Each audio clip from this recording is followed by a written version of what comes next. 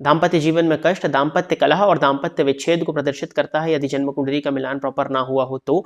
द्वितीय भावगत राहु पर मंगल की दृष्टि पड़ने के चलते वाणी की कड़वाहट, कुटुंबीजनों के बीच में विवाद, वाणी की कड़वाहट और विचारों की अशुद्धि की वजह से कुटुंबियों से विच्छेद, कुटुंबियों से अलगाव को यह प्रदर्शित करता है।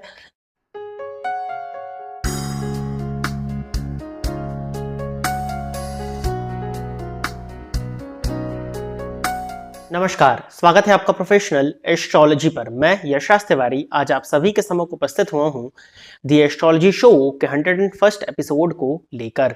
दी एस्ट्रोलॉजी शो में मैं आप सभी दर्शकों के द्वारा पूछे गए प्रश्नों के जवाब देता हूं। वो प्रश्न ज्योतिष से संबंधित हो सकते हैं, आपकी जन्म कुंडली की प्लैनेटरी पोजीशन से संबंधित हो सकते हैं, किसी भी तरह का ज्योतिषीय उपाय या कोई भी प्रश्न जो कि आपके मन में हमारी इस ऑकल्ट साइंस की फील्ड से संबंधित उत्पन्न होता है, उन प्रश्नों के जवाब आप मुझसे इस कार्यक्रम के माध्यम से पा सकते हैं। क्या करना होगा आपको अपने प्रश्नों को पूछने के लिए? इसी वीडियो के कमेंट सेक्शन में जाकर के आप अपने नाम के साथ में अपने एक स्पेसिफिक प्रश्न को दे दीजिए। फिर जैसे ही दी एस्ट्रोलॉजी शो के एपिसोड्स आते हैं, उन एपिसोड्स में मैं आप सभी दर्शकों के द्वारा पूछे गए प्रश्नों के जवाब को लेकर के उपस्थित हो जाऊंगा। यदि आप इस कार्यक्रम को देखते हैं और इस कार्यक्रम के माध्यम से आपका कुछ भी लाभ होता है तो आप इस वीडियो को लाइक करें, साथ ही साथ इस चैनल को सब्सक्राइब करें ताकि इन फ्यूचर जो भी कंटेंट मेरे द्वारा इस चैनल पर अपलोड किया जाता है उसका नोटिफिकेशन आपको मिलता रहे। यदि इस कार्यक्रम के माध्यम से आपका कुछ भी लाभ होता है तो आप इस वीडियो को ज्यादा से ज्यादा लोगों के साथ में शेयर करें ताकि और भी लोगों का लाभ और उसका माध्यम आप सभी दर्शक बने।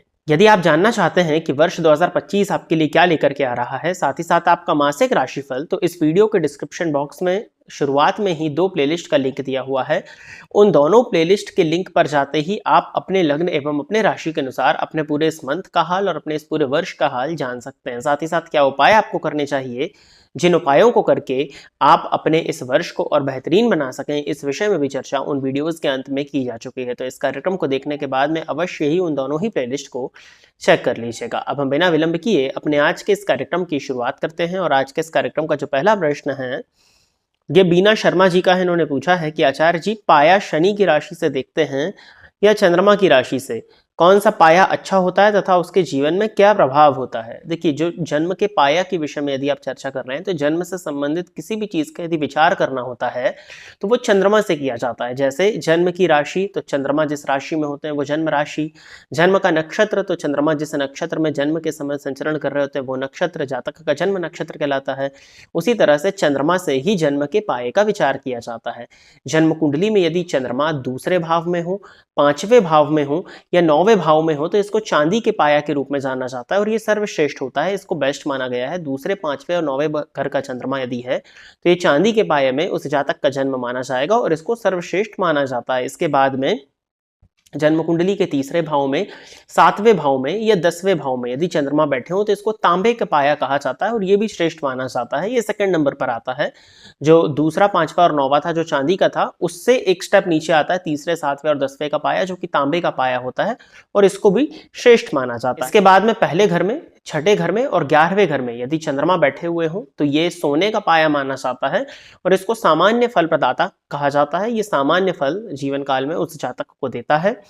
और 4, 8, 12 जो कि मोक्ष त्रिकोण होता है, इन भावों में यदि चंद्रमा बैठे हो तो लोहे का पाया माना जाता है और इसको कहीं ना कहीं अरिष्टकारक स्थिति और बचपन में स्वास्थ्य से संबंधित परेशानियों के लिए जाना जाता। तो इस तरह से आपको पाए का विचार करना चाहिए। अगला प्रश्न जो है ये आईडी है लॉर्ड ऑफ महाकाल।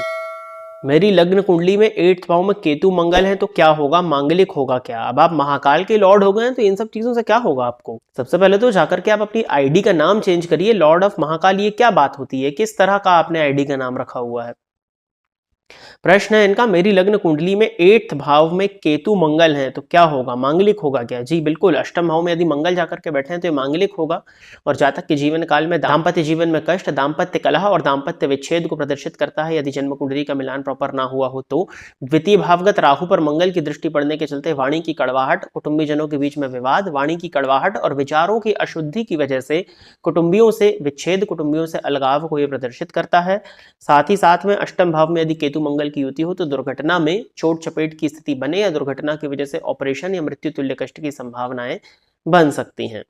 आगे बढ़ते हैं। अगला प्रश्न जो है ये प्रियंका जी का है। इन्होंने पूछा है कि मेरी कुंभ लग्न नवमांश में 1st हाउस में गुरु मंगल है, 7th हाउस पर गुरु मंगल केतु की दृष्टि है, गुरु मंगल वक्री हैं और हस्बैंड के वृश्चिक लगन नवमांश में चंद्रमा मंगल फर्स्ट भाव में है, डाइवर्स केस चल रहा है, क्या डाइवर्स होगा? फिर से पढ़ते हैं इनके प्रश्न को कि मेरी कुंभ लगन नवमांश में फर्स्ट हाउस में गुरु मंगल है, 7th हाउस पर गुरु मंगल केतु की दृष्टि है, फर्स्ट हाउस में गुरु मंगल है और सप्तम भाव को ये गुरु मंगल तो देखेंगे, केतु भी देखेंगे और गुरु मंगल वक्री हैं, ठीक है।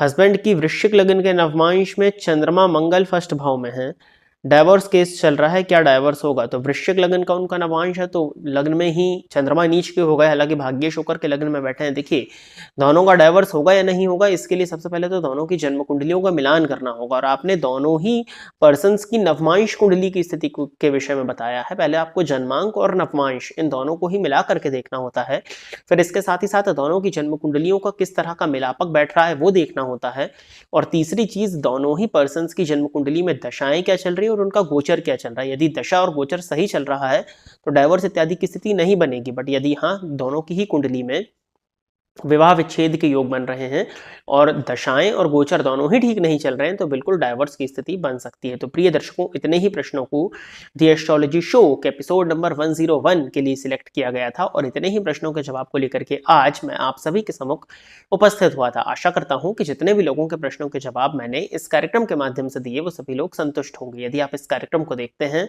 और इस कार्यक्रम के माध्यम से आपका कुछ भी लाभ होता है तो आप इस वीडियो को लाइक करें, साथ ही साथ इस चैनल को सब्सक्राइब करें ताकि इन फ्यूचर जो भी कंटेंट मेरे द्वारा इस चैनल पर अपलोड किया जाता है उसका नोटिफिकेशन आपको मिलता रहे। यदि इस कार्यक्रम के माध्यम से आपका कुछ भी लाभ होता है तो आप इस वीडियो को ज्यादा से ज्यादा लोगों के साथ में शेयर करें ताकि और भी लोगों का लाभ हो और उसका माध्यम आप सभी दर्शक बने। यदि आप भी अपने प्रश्न को इस कार्यक्रम में सम्मिलित कराना चाहते हैं तो आप अपने नाम के साथ में अपने स्पेसिफिक प्रश्न को इसी वीडियो के कमेंट सेक्शन में दे दीजिए। आज के इस कार्यक्रम में बस इतना ही रखते हैं।